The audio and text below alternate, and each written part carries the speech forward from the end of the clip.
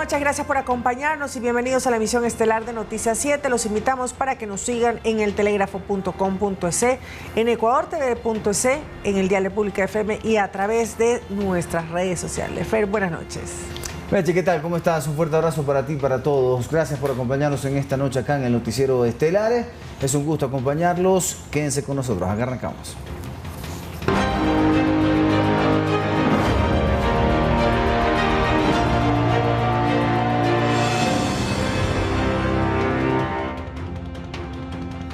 El presidente Daniel Noboa le notificó a la Asamblea Nacional que este jueves se ausentó de manera temporal de sus funciones como jefe de Estado para realizar el último día de actividades proselitistas en el cierre de la campaña electoral. Mediante un oficio remitido a la vicepresidenta Cynthia Gelibert, Noboa le indicó que entre las 5 de la mañana y las 23 horas ella estará encargada de la presidencia de la República y que se lo comunique al Legislativo. Por dictamen de la Corte Constitucional, Noboa ya no debe emitir un decreto ejecutivo para anunciar su ausencia por fuerza mayor y encargar la primera magistratura. Noboa cerró su campaña este jueves en Guayaquil y Quito antes del silencio electoral.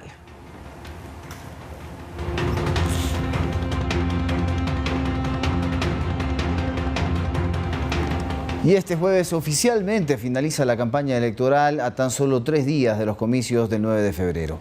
Varios candidatos escogieron la ciudad de Guayaquil para realizar sus cierres de campaña, mientras que otros lo harán en la capital o a través de sus redes sociales. Veamos un resumen. Los candidatos a las elecciones generales del 2025 tienen hasta las 23 horas 59 minutos de este 6 de febrero para hacer campaña. Y en este último día, los postulantes a la presidencia realizaron varias actividades junto a sus simpatizantes. Por ejemplo, el candidato por Acción Democrática Nacional, Daniel Noboa, en horas de la mañana prefirió hacer deporte en el Parque La Carolina en Quito, junto a su esposa, Lavinia Balbonesi, y su compañera de fórmula, María José Pinto. Para mediodía realizó un recorrido en Guayaquil, desde el Parque Ferroviario hasta el Guasmo Sur, mientras que en horas de la tarde y noche de este jueves recorrió en caravana desde la avenida Napo al sur de Quito hasta la Plaza de Toros en el norte. De su parte, Luisa González de la Revolución Ciudadana realizó una caravana marítima en la provincia de Santa Elena y en la tarde de este jueves ofreció un concierto con varios cantantes en la ciudad de Guayaquil. Iván Saquicela, candidato por Democracia Sí, un poco más discreto, brindó entrevistas sobre la coyuntura en medios de comunicación y lo mismo hizo Carlos Rabascal, candidato por la Izquierda Democrática.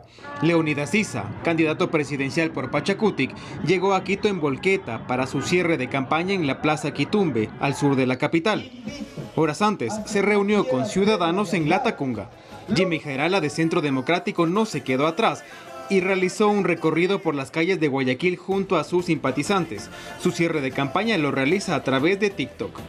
Recordemos que desde las 0 horas de este 7 de febrero hasta las 12 del mediodía del lunes 10 de febrero rige el silencio electoral. Quien infrija esta norma podría ser sancionado con multas que van desde los $200 hasta los $1,400. Edison Saavedra, Noticias 7. La presidenta del Consejo Nacional Electoral, Diana Tamaín, señaló que los primeros resultados de las elecciones generales del 2025, en lo que respecta a los aspirantes presidenciales, se conocerán luego de aproximadamente 1 hora y media del cierre de la jornada. El titular del máximo organismo del sufragio exhortó a la ciudadanía a mantenerse informada mediante los canales oficiales para así evitar falsas noticias y resultados erróneos.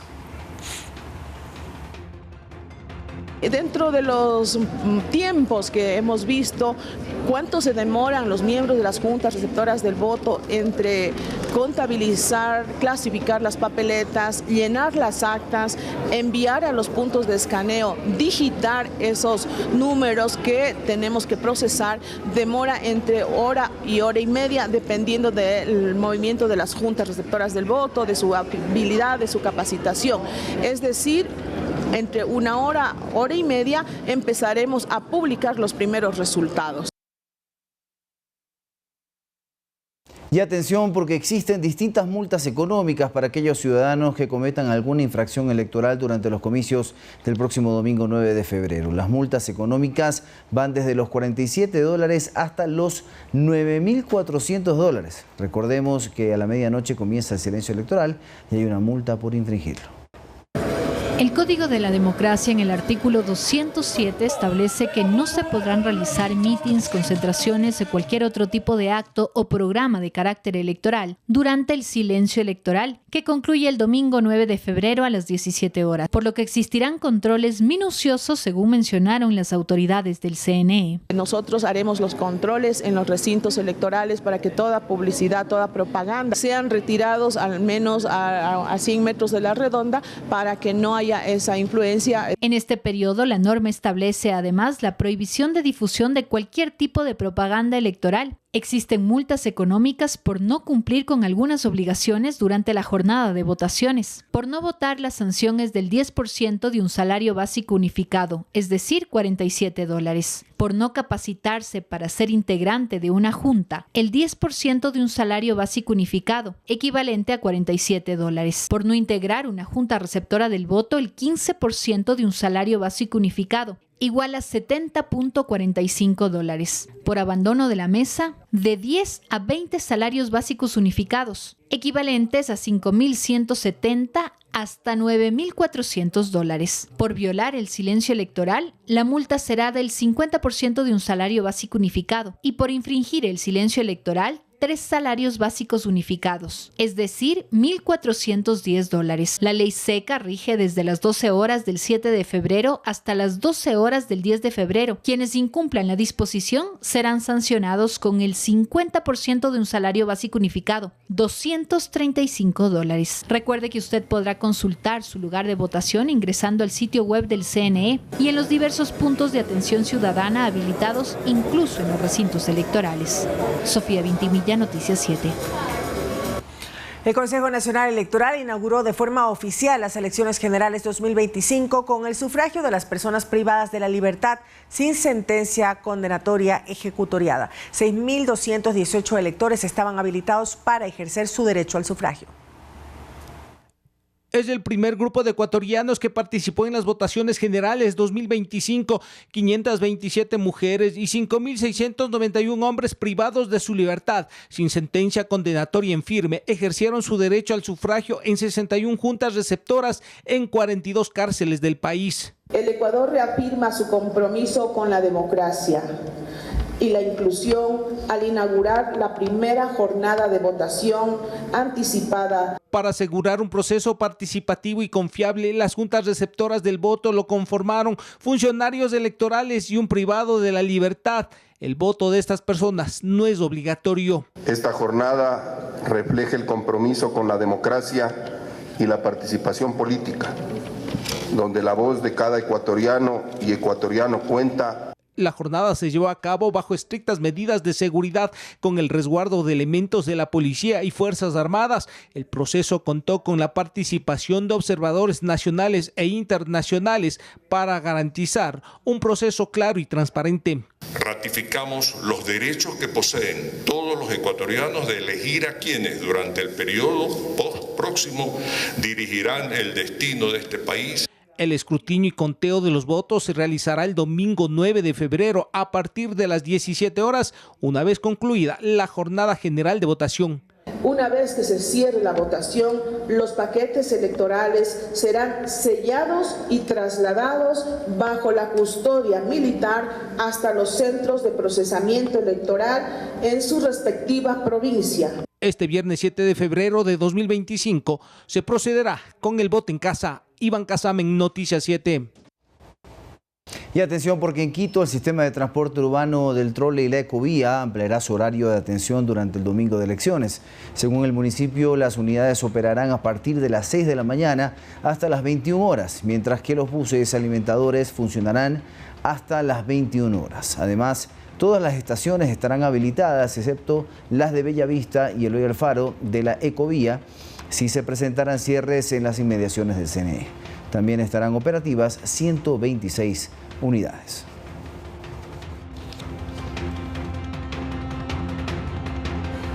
Las lluvias marcarán la jornada electoral en Ecuador. El Instituto Nacional de Meteorología e Hidrología, INAMI, emitió la alerta meteorológica número 8 sobre las condiciones de humedad que se presentarán en las diferentes regiones del país durante el fin de semana, incluido el día de las votaciones, es decir, el 9 de febrero, el domingo 9 de febrero. La temporada invernal sigue manifestándose con intensidad en todo el país. Según el pronóstico del INAMI, la presencia de precipitaciones será la constante durante los próximos días, incluido el día de las elecciones. El pronóstico meteorológico establece que en la región interandina las precipitaciones serán de variable intensidad con cielos nublados y parcial nublados. Mayor incidencia tendrán las provincias de Azuay y Loja. Los eventos de precipitación van a ser de variable intensidad, un poco más enfocados hacia las cordilleras, y hablando de la zona de Loja en especial, esa más bien tendría mayor cantidad de nubosidad, un cielo mayormente nublado durante todo el día, y allí se pueden presentar eventos de precipitación incluso en la mañana.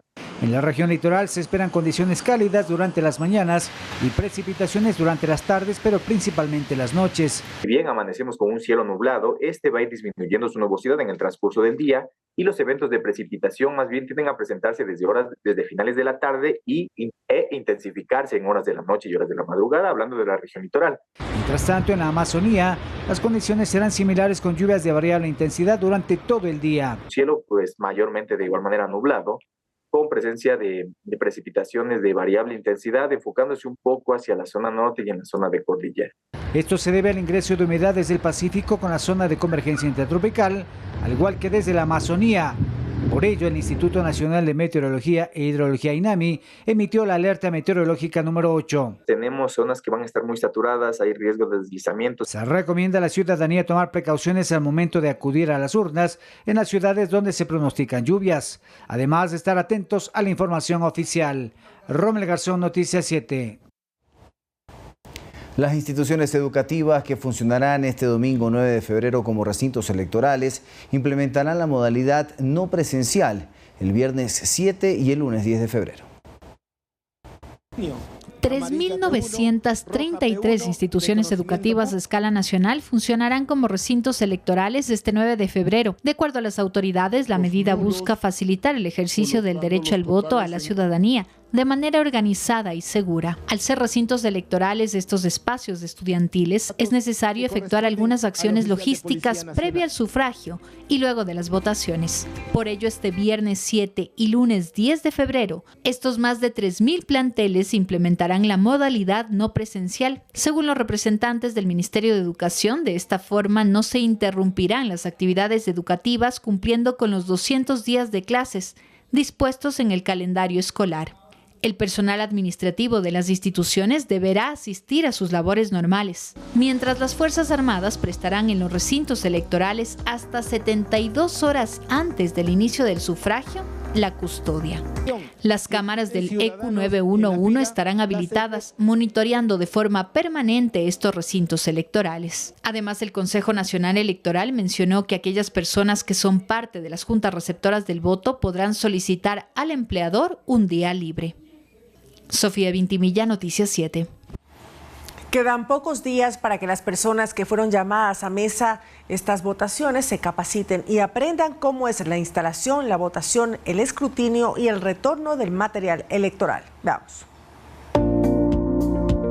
Estamos a pocos días de las elecciones presidenciales en Ecuador y los miembros de las juntas receptoras del voto se han capacitado casi en su totalidad. En Pichincha, más del 94%. Para ellos, este requisito es obligatorio y se lo realiza en las juntas provinciales del CNE.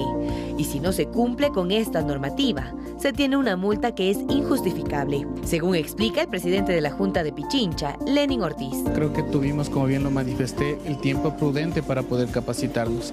Dado el caso de que tuvimos alguna calamidad excesiva que no pudimos asistir a capacitarnos, podremos presentar el certificado médico correspondiente que respalde y sea avalado por el Ministerio de Salud Pública. Ortiz resalta que la capacitación tiene 4 fases, según los momentos que se viven en los recintos electorales. La primera fase es la instalación. Los miembros de la Junta Receptora del Voto aprenden cuáles son los documentos habilitantes para votar, las cédulas de ciudadanía o pasaporte, cuáles son los elementos del recinto como el biombo, las urnas y la firma del acta.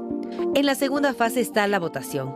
Aquí se explica el contenido de cada papeleta, en qué ánfora corresponde cada voto y la entrega del certificado de votación. Luego viene la fase de escrutinio. Los miembros de las juntas receptoras del voto deben cerrar las urnas contando los votos, llenar en números y letras el acta de borrador de escrutinio. Una vez concluido el proceso, se pasa a la fase 4, que es el retorno del material electoral. Las actas y el material utilizado se devuelve al personal de las Fuerzas Armadas. al tener nosotros personas o miembros de las juntas capacitados, tendremos menos inconsistencias en lo que ven haciendo los conteos de cada una de las papeletas. Lo importante es que al finalizar la capacitación le entregarán un nombramiento que debe entregar el día de las votaciones junto con su cédula en la junta que le tocó.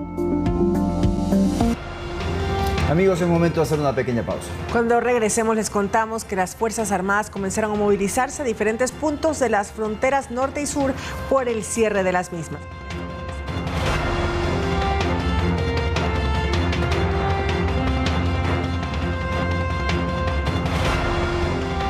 Regresamos con más información. Las Fuerzas Armadas comenzaron a movilizar personal militar a diferentes puntos de las fronteras norte y sur. El presidente de la República, Daniel Noboa, dispuso el cierre de las fronteras por 3 días, así como la militarización de los puertos. El movimiento de tropas empezó en la Brigada de Selva 19 Napo, que contempla las provincias de Sucumbíos y Orellana. Personal militar realiza los controles en puntos fronterizos de General Farfán, Puerto Mestanza, Puerto El Carmen, Puerto Nuevo, entre otros, que se asientan en el límite político internacional con Colombia.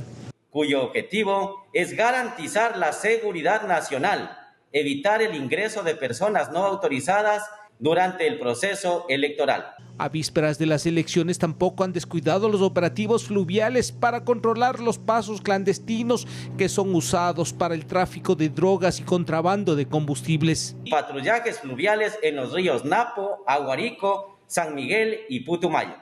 Son aproximadamente 587 kilómetros de frontera norte que comparten con Colombia las provincias ecuatorianas de Esmeraldas, Carchi y Sucumbíos. A Tulcán, horas atrás, arribaron más de 100 efectivos militares para reforzar los controles fronterizos. Para mantener la paz, la tranquilidad y garantizar el proceso electoral del próximo día domingo.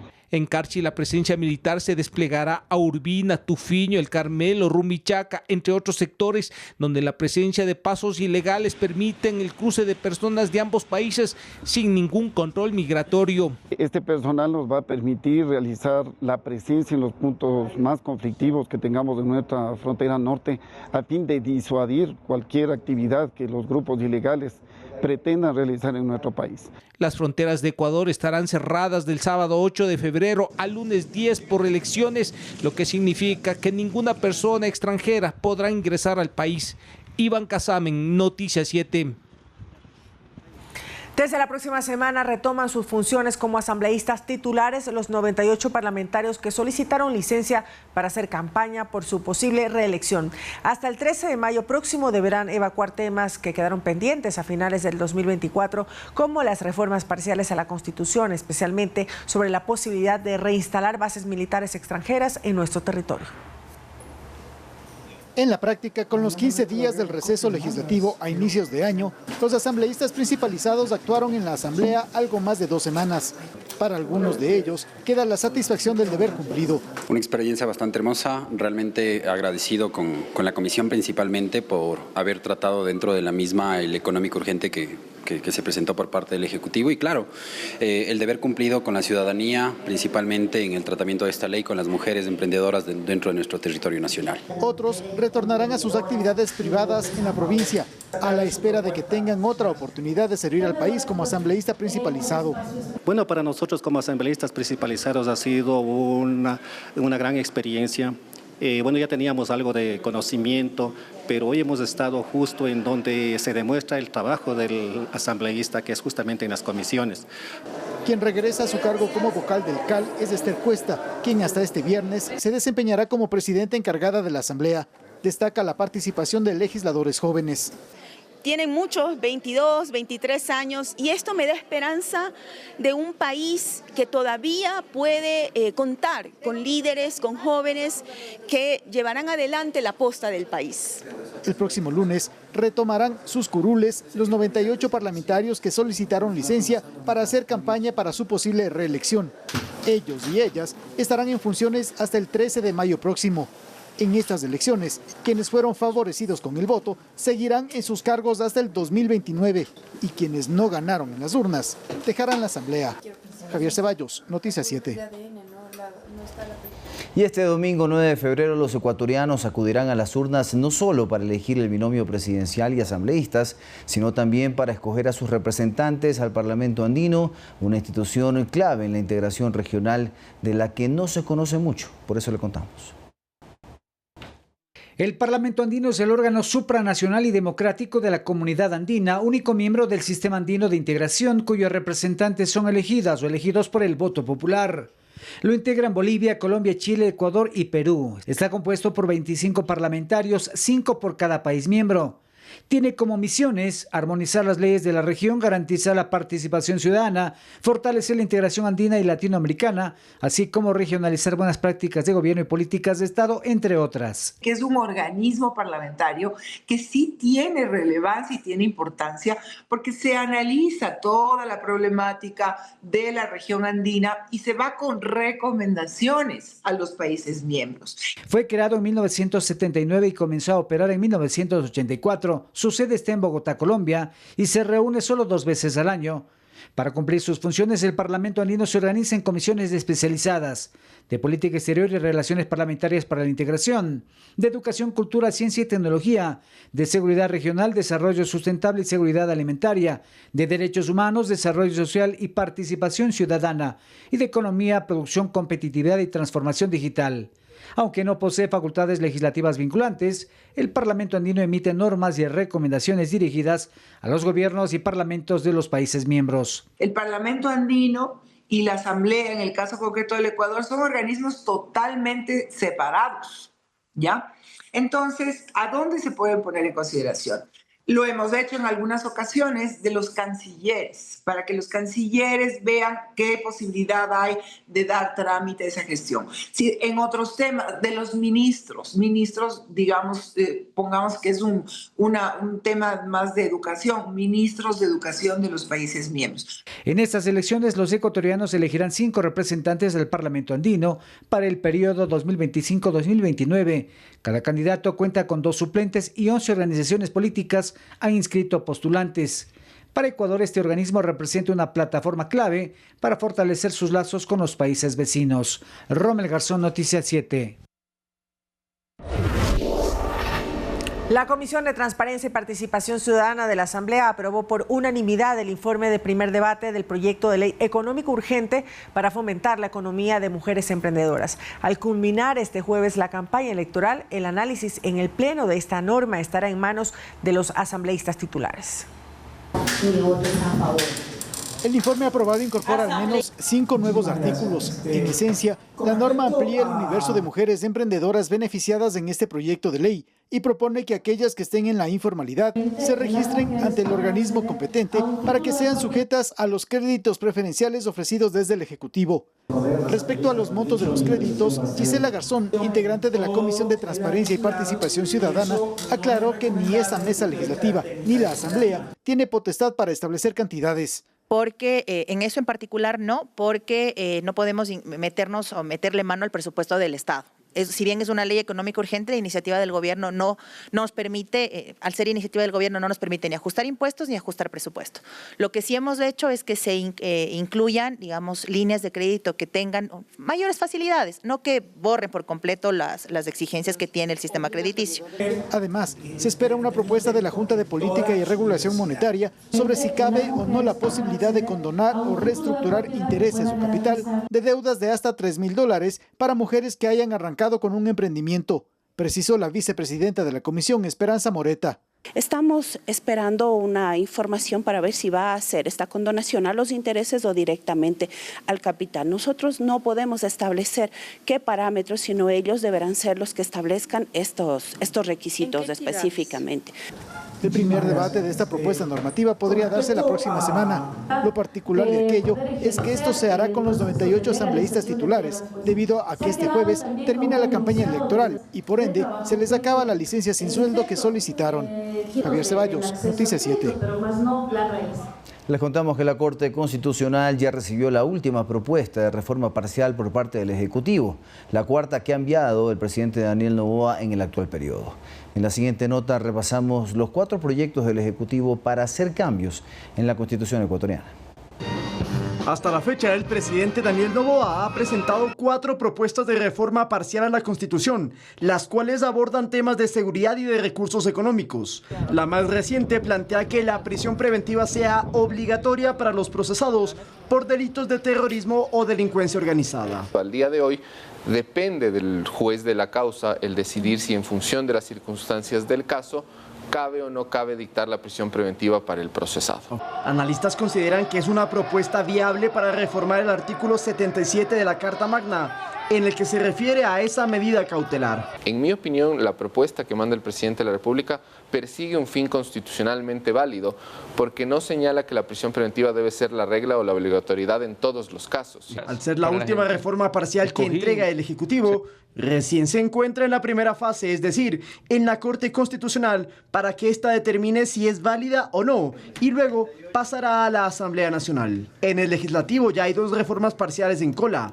la de autorizar bases militares extranjeras en territorio nacional y la de cesar el financiamiento de las campañas electorales por parte del Estado.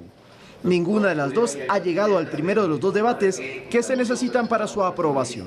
La otra propuesta de reforma parcial del Ejecutivo era concerniente a retirar a los privados de libertad del grupo de atención prioritaria, pero el proyecto no superó la revisión de la Corte Constitucional. Es decir, que de las 4 propuestas planteadas, 2 están ya en trámite, una fue desestimada y otra comenzó su proceso. Entonces el presidente ha tratado de maniobrar sin una asamblea constituyente con esta constitución muy restrictiva que le daba unas cartas de juego que no le favorecían. Recordemos que toda reforma parcial necesita que la mayoría absoluta de la asamblea la apruebe para luego ir a las urnas y que vía referéndum los ecuatorianos la acepten o no. Lautaro Andrade Castro, Noticias 7.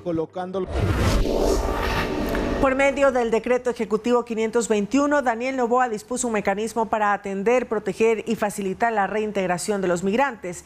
En la siguiente nota les contamos quiénes pueden acceder a esta ayuda. Son $470 mensuales durante 3 meses los que el gobierno de Ecuador entregará a los compatriotas que fueron deportados de Estados Unidos. Esto se aplica como parte de un programa integral de reinserción social. Lo que buscamos con este plan integral es que estas personas tengan opciones en el Ecuador. Para acceder a este beneficio, el decreto ejecutivo 521 indica que los ecuatorianos deben cumplir los siguientes requisitos: haber sido deportado de manera forzosa desde Estados Unidos, estar en el listado de la Cancillería, ser mayor de edad y, por último, no recibir bonos del Ministerio de Inclusión Económica y Social. El MIES recuerda que esta transferencia monetaria no es un bono, porque los beneficiarios tendrán que cumplir las actividades que les disponga la Secretaría Nacional de Gestión de Riesgos. Los interesados deberán inscribirse en la plataforma habilitada por el Ministerio. Sin embargo, no todos los migrantes deportados pueden acceder a este programa. El decreto ejecutivo no considera a quienes hayan cometido delitos graves contra la vida, integridad sexual, terrorismo, asociación ilícita, narcotráfico, delincuencia organizada en el Ecuador o Estados Unidos. Según la ministra de Inclusión Económica y Social, Zaida Rovira, quienes no cumplan con las actividades dejarán de recibir el alivio económico. Emilia Reynoso, Noticias 7. En la provincia de Manabí inició la construcción de un puente de 30 metros de longitud que permitirá fluidez en el tránsito de personas y mercancías. Se trata del puente Quimís. Más información se lo contamos en la siguiente nota. Esta es la vía Montecristi-Jipijapa y en este punto de la provincia de Manabí se construirá un nuevo puente, una obra de 30 metros de longitud. 4 carriles, una calzada de 33 metros, pero que también tiene los accesos por 1.7 kilómetros y también va a contar con ciclovías. La inversión es de aproximadamente $7 millones y el proyecto fue adjudicado a un consorcio conformado por 2 compañías privadas. Tras suscribir el contrato, el puente Quimís debería estar listo en 9 meses.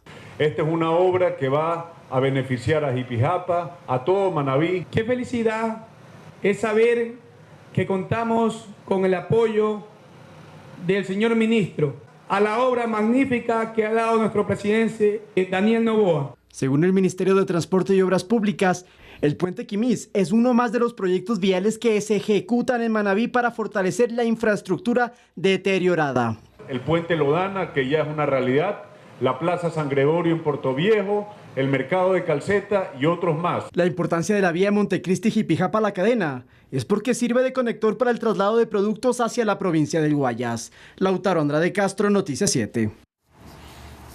Y este jueves hay cierres viales en el norte de Quito desde las 12 del mediodía, recuerde, hasta estas 22 horas por el evento deportivo de presentación de Barcelona denominado de la Noche Amarilla 2025 en el Estadio Olímpico Atahualpa. La Agencia Metropolitana de Tránsito implementó todo un operativo ante la presencia masiva de asistentes que se espera para el encuentro. Para ello se cerró la avenida 6 de diciembre desde la Portugal hasta la Gaspar de Villarroel y la avenida Naciones Unidas a partir de las Chiris. Pero además se restringirá el paso por otras calles como el Telégrafo, la República del Salvador, Suecia y la Hugo Moncayo. La ecovía tampoco circulará en ese tramo por la 6 de diciembre, sino que será redireccionada por la avenida de los Chiris, que sí estará habilitada.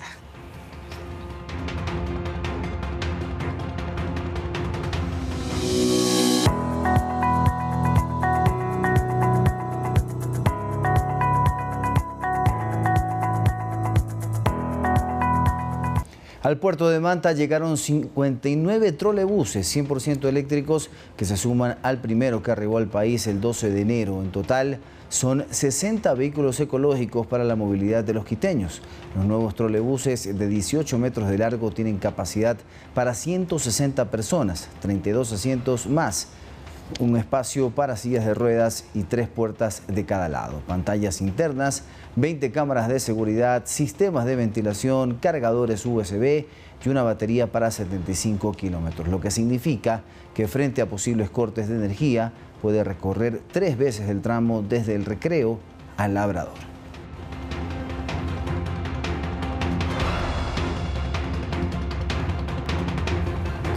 Les compartimos las oportunidades de beca en educación superior que ahora tienen los ecuatorianos, que pueden optar por aplicar a universidades en Francia.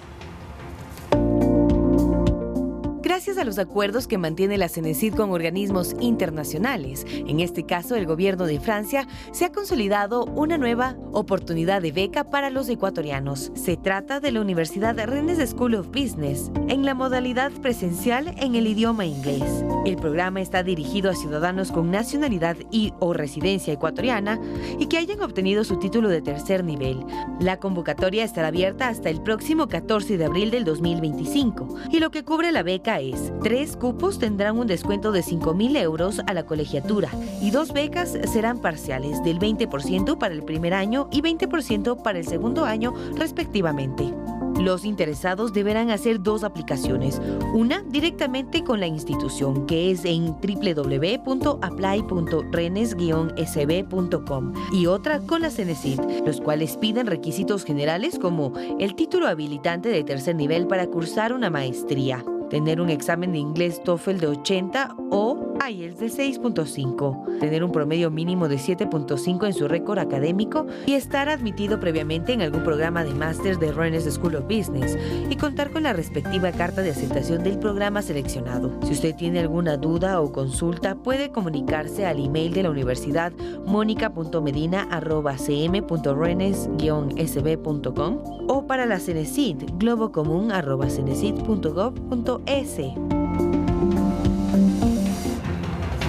Vamos a una nueva pausa y al regresar todo lo concerniente a los deportes, Fer. Es correcto, cuando regresemos les contamos un poquito de lo que ya debe estar haciendo el Nacional, porque en estos minutos arrancaba su partido en Santa Cruz de la Sierra, enfrentando en este caso al Blooming por Copa Libertadores. El Nacional, te cuento, Meche, es el primer equipo ecuatoriano que ya oficialmente compite en la Copa Libertadores 2025. Pero en estos momentos la Noche Amarilla también, ¿no? Es correcto, se está desarrollando aquí cerca de nosotros, en el Estadio Olímpico Atahualpa, se está desarrollando la Noche Amarilla Quito, versión Quito, lógicamente, con una muy buena asistencia de público, a pesar de que es un día entre semana, ¿no? Que es complicado sin duda alguna por el tema laboral, pero la gente de a poco fue llegando a la fiesta amarilla, así que estaremos también pendientes de lo que suceda en el Estadio Olímpico Atahualpa. Ya regresamos.